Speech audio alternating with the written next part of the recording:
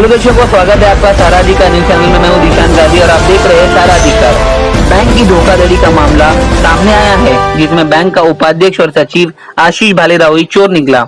हजारों लोगों को लगाया है चूना। 10 लाख नहीं, 20 लाख नहीं, बल्कि 10 करोड़ से ज्यादा पैसों की है ठगी। ये मामला है चिंचपोकली ईस्ट के मुंबई नागरिक सहकारी पत संस्था का। इस बैंक में जिसने लाखों रुपए लूटे गए। पैसा डबल करने के नाम पर की गई व्यापारियों से ठगी। गोल्ड कॉइन देने की लालच दी गई। इन्वेस्टमेंट करने पर अच्छे इंटरेस्ट रेट मिलेंगे, ये कहकर लाखों रुपीस लिए गए। लाखों नहीं बल्कि करोड़ों रुपीस की स्कीम बताकर पैसे लिए गए। कभी कहा गया कि इंटरेस्ट रेट अच्छे मिलेंगे, तो कभी गोल्ड कॉइन का ऑफर देकर फंसाया गया। खबर है चिंचपोकली की मुंबई नागरिक सहकारी पत संस्था बैंक की। आपको बता दे, ये एक पत पेटी बैंक है। आशीष भालेराव नामक शख्स इस बैंक का उपाध्यक्ष निकला। इसने लोगों को प्रॉपर्टी दिलाने के नाम पर तो कभी बैंक के ऐसी स्कीम बताए जिसमें कुछ महीनों के बाद पैसा डबल होकर मिलेगा। ऐसी स्कीम बताकर लोगों का भरोसा जीता। रोहित पिसाल नामक बिजनेसमैन ने लाखों रुपए इस पत पेटी में इन्वेस्ट किए, लेकिन उन्हें बाद में पता चला कि ये सब गोलमाल है। प्रशांत म्हात्रे नामक एक व्यापारी ने 20 लाख से अधिक की राशि इस आशीष भालेराव के कहने पर इन्वेस्ट की। इन्हें प्रॉपर्टी देने के वादे किए गए, लेकिन इन्हें कोई भी प्रॉपर्टी नहीं दी गई। ये मामला तब उजागर हुआ जब काला चौकी पुलिस स्टेशन में एक व्यापारी काशीबाई रमाने ने काला चौकी पुलिस स्टेशन में FIR दर्ज कराई। काशीबाई रमाने ने कहा कि उन्होंने 50 लाख से अधिक की राशि आशीष भालेराव को इन्वेस्ट करने के लिए दिए थे, लेकिन बाद में इन्हें पता चला कि ये सब रफू चक्कर है, ये सब फ्रॉड है। उसके बाद उन्होंने इसमें FIR दाखिल करवाई काला चौकी पुलिस स्टेशन में, जिसमें कलम 420, कलम 406, IPC 409 और 34 और MPID 123 लगाए गए। साराधिकार से बात करते हुए करीब 15 से ज्यादा व्यापारियों ने, जिसमें बूढ़ी औरतें, बूढ़े बुजुर्ग है, उन्होंने कहा कि उन सब ने लाखों रुपए इन्वेस्ट कर चुके हैं और उनके साथ फ्रॉड हुआ है। बैंक इन्वेस्टमेंट के नाम पर ठगी की गई है। प्रशांत म्हात्रे ने इस फ्रॉड पर काफी डिटेल्स निकालने की कोशिश की। उन्होंने राइट टू इन्फॉर्मेशन RTI के डॉक्यूमेंट्स निकाले, जिसमें म्हात्रे को काफी इन्फॉर्मेशन मिली। प्रशांत म्हात्रे के अनुसार एक पुलिस कांस्टेबल भी इसमें इन्वॉल्व है, जिसका नाम है बाला साहेब बड़े। बाला साहेब बड़े फ्लैट को आशीष भालेराव ने भिवंडी में फ्लैट दिए, लेकिन वो फ्लैट पहले ही बैंक के पास गिरवी है और वो बैंक है गौली सहकारी बैंक, जो मुंबई के दादर में उपस्थित है। और एक चौंकाने वाली खुलासा म्हात्रे ने किया कि भिवंडी में स्थित गौली सहकारी बैंक के NOC यानी नो ऑब्जेक्शन सर्टिफिकेट लिए बगैर बाला साहेब बड़े ने रजिस्ट्रेशन कैसे करवाया। ये भी जानकारी म्हात्रे ने दिया कि बाला साहेब बड़े ने तकरीबन 7 करोड़ का इन्वेस्टमेंट कैसे कर लिया। इस केस के इन्वेस्टिगेशन ऑफिसर सुदर्शन चौहान ने भिवंडी रजिस्ट्रेशन ऑफिस को सूचित किया था कि आशीष भालेराव ने ये फ्लैट दिए। भिवंडी के गौली सहकारी बैंक बड़े ने विदाउट NOC रजिस्ट्रेशन किया है। इन्वेस्टिगेशन ऑफिसर सुदर्शन चौहान ने भिवंडी रजिस्ट्रेशन ऑफिस 123 में सूचित किया, प्रोजेक्ट में रजिस्ट्रेशन दिया कि किसी को भी फ्लैट रजिस्ट्रेशन न करवाया जाए। करीब 12 दिन पहले ये गाड़ी, जो आप तस्वीरों में देख सकते हो, ये गाड़ी काला चौकी पुलिस ने इस बैंक के 2 आरोपियों को गिरफ्तार किया। एक का नाम है आशीष भालेराव और दूसरा है अमित भालेराव। RTO से जानकारी निकालने के बाद पता चला कि ये गाड़ी गोराई RTO में ड्राइवर के पद पर काम करने वाले बाला साहेब बड़े की है। सवाल कई है, व्यापारियों का पैसा डूबा है और सभी व्यापारियों ने मुंबई पुलिस कमिश्नर विवेक फांसालकर जी से रिक्वेस्ट की है कि इस पर तत्काल तौर पर इन्वेस्टिगेशन बिल्कुल फास्ट ट्रैक पर की जाए और तकरीबन 20 से ज्यादा व्यापारियों का पैसा उन्हें वापस मिलना चाहिए। और साथ में इन व्यापारियों ने ये भी कहा कि इन आरोपियों में से कम 10 से 12 से अधिक आरोपी अभी फरार है और केवल 2 ही आरोपियों को पुलिस गिरफ्त में रखा गया है। और उन सभी की एक ही मांग है कि जो पैसा उन्होंने इन्वेस्टमेंट किया है, वो इन्वेस्टमेंट के बदले उनसे ठग किया गया। और सारे बूढ़ी औरतों ने, महिलाओं ने, बुजुर्गों ने मुंबई पुलिस कमिश्नर विवेक फांसालकर जी से निवेदन की है कि इस पर तत्काल इन्वेस्टिगेशन हो, जल्द इन्वेस्टिगेशन हो और सारे अपराधियों को इसके पैसे लौटाने की रिस्पॉन्सिबिलिटी दी जाए और सारे जितने लोगों ने भी इसमें इन्वेस्टमेंट किया है, उन सब के पैसे उन्हें वापस दी जाए। आपको बता दें इसमें सिर्फ आशीष भालेराव और अमित भालेराव ही नहीं बल्कि सारी टीम मिलकर इस ठगी के काम को अंजाम देती है। सबसे पहले है शांताराम टूपे जो इस बैंक का चेयरमैन है, दूसरा है आशीष भालेराव वाइस चेयरमैन, तीसरा उषा सावंत डायरेक्टर, चौथा अमूल अरविंद धेकले खजीनदार, पांचवा इनास ऑगस्टियन डिसूजा, छठवा पल्लवी ओटी, सातवां संतोष भिशे, आठवां नंदू मुंगले और ऐसे कई सारे लोग हैं जो इस काम को मिलकर ठगी देने का काम करते हैं। अब देखना ये है कि पुलिस के द्वारा इस पर किस तरह का एक्शन लिया जाता है।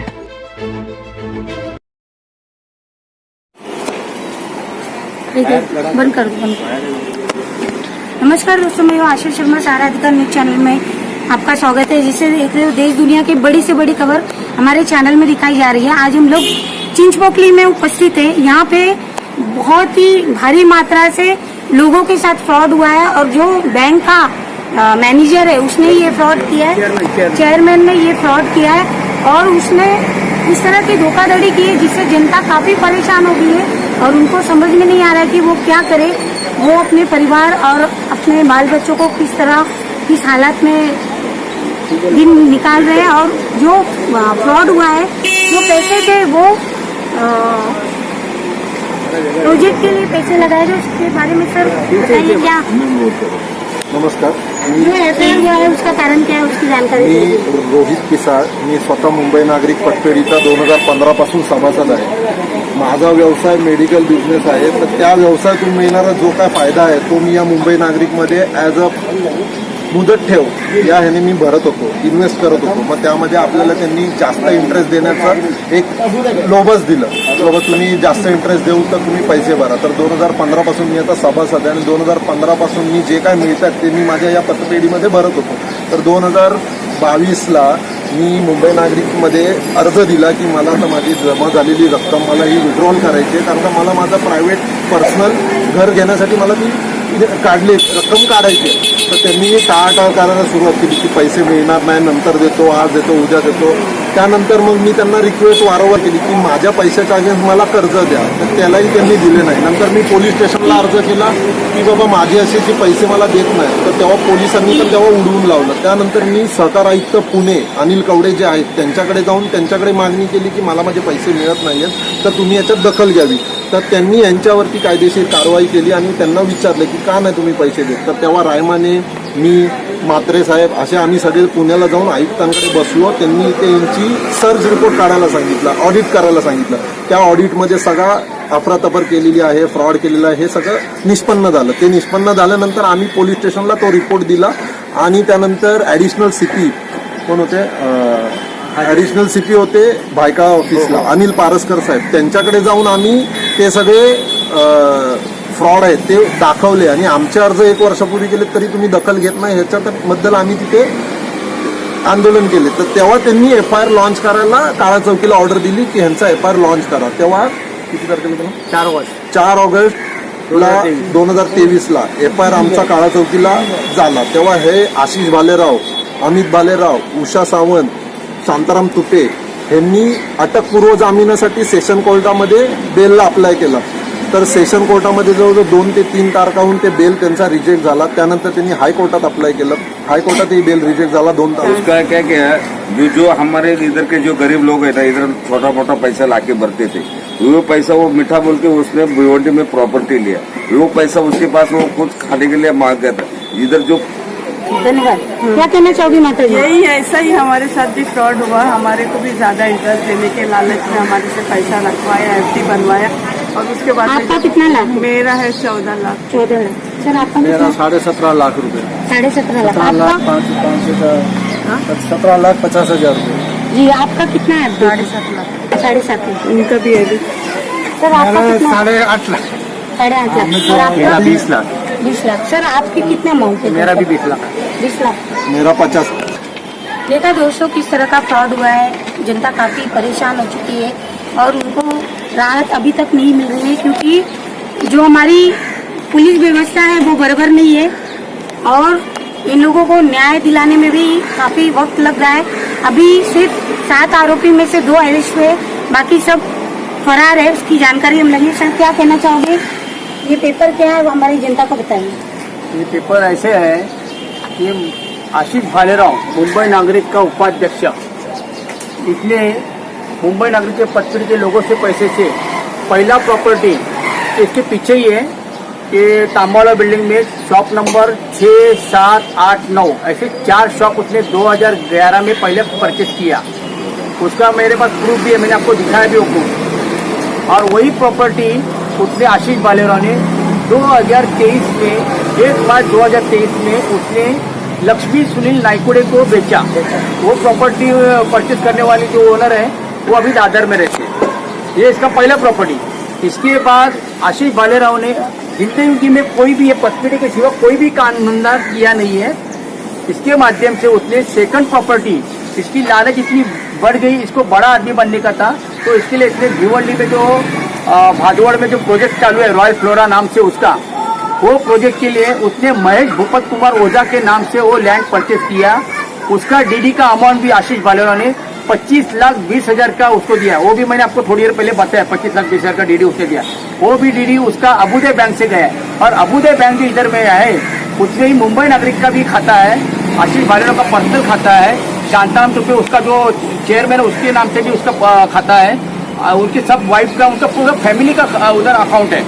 तो वो क्या करता था, यहाँ के मुंबई नागरिक के खाते से अपने रिलेटिव के नाम पे फंड ट्रांसफर करके कोई फंड फिर वापस खुद के नाम पे ट्रांसफर, पर्सनल अकाउंट में ट्रांसफर करके कोई प्रॉपर्टी खरीदता था। सूत्रों के अनुसार पता चला है कि कोई पुलिस वाले की इसमें ज्यादा बदमाशी है और वो ज्यादा से ज्यादा इन्वेस्टमेंट किया है। अभी तक उसने 20 से 25 प्लाट भी खरीदे। इसके बारे में क्या कहना चाहोगे? इसके बारे में आपको मैं एक ही बात कहना चाहूँगा, हमें लास्ट ईयर ऐसा पता चला था, खाली सुनने में आया था कि 12 से श्रीधर बड़े और वो पुलिस में काम करते थे, लेकिन हमने इसके बारे में ज़्यादा जानकारी नहीं ली। लेकिन मुझे कभी मालूम पड़ा, मैं आपको एक बात बताता हूँ, ये जो है ना कविता राकेश वाधवा, ये देखिए कविता राकेश वाधवा, इन्होंने ये फ्लैट परचेस किया था 27 सितंबर 2023 में खरीदा। और मैंने जब ये सर्च किया तो इसके अंदर मेरे को नाम मालूम पड़ा कि इसके अंदर बाला साहब बड़े का नाम आ गया।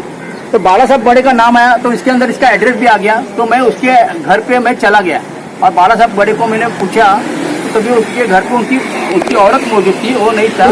तो मैं उनको बोला बाला साहब बड़े कहाँ पर है, तो उन्होंने मुझे बताया बाला साहब बड़े अभी काम पे है। बोले कहाँ पे काम करते हैं, उन्होंने मुझे बोला कि वो गोराई आरटीओ में एज ए ड्राइवर के पोस्ट पे काम कर रही है। तो चलो ठीक है। फिर मैंने उनके बोला आपके पास से उनका मुझे नंबर मिलेगा क्या, आप मुझे उनका नंबर देंगे तो मेहरबानी होगी। ऐसे मैंने एकदम रिस्पेक्ट से बात करके उनके पास से मुझे नहीं, मैंने कुछ भी उनके साथ कुछ भी बात नहीं किया, खाली उनके पास भी इंक्वायरी किया बस। उन्होंने मुझे नंबर दिया।